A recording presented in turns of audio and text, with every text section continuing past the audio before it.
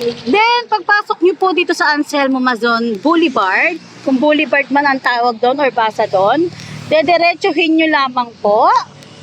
Ayan.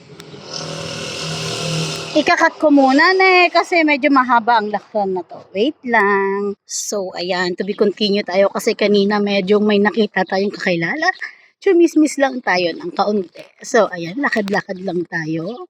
Yung mga makikita nyo dito sa paligid, more on mga grapes farm. Ayan, parang bago feels pag mga ganyang senaryo.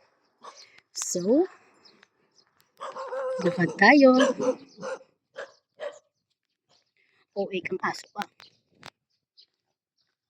O, ipopost ko ulit kasi, ang bagal ko maglakad. Wait lang po. So, ayan, nandito na tayo sa tinatawag ko laging crossing.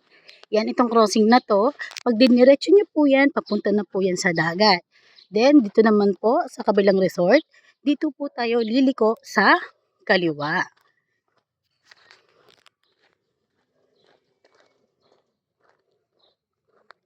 Hindi na po kayo maliligaw.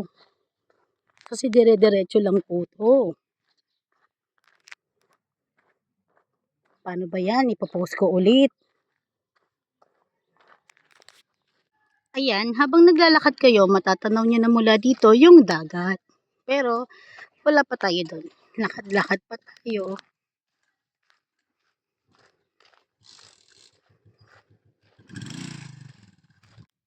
So, ayan. Dediretso pa rin po tayo.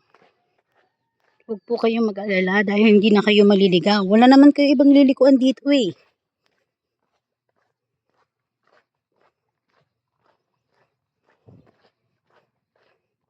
Then, pagdating nyo po dito sa dulo, ito na po ang lilikuan nyo.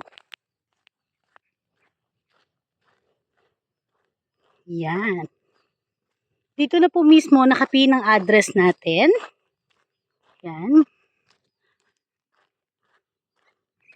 Oras na makita nyo po itong excavator na nalaglag, ito na yung sign na malapit ka na sa bee house. So, ayan. Dito po mismo ang pinpoint ng ating Google Map address.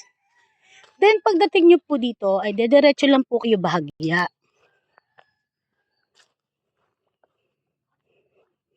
Then, liliko kayo pa kanan.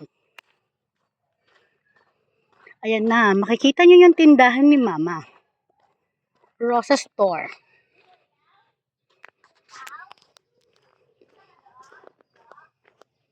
Pwede rin kayo magtanong dito kung saan ang bee house. Hindi na kayo maliligaw. Kasi,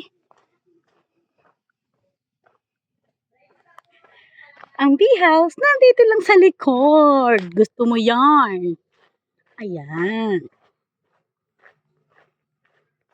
Hello, bee house! So, ano pang hinihintay mo? Book with us!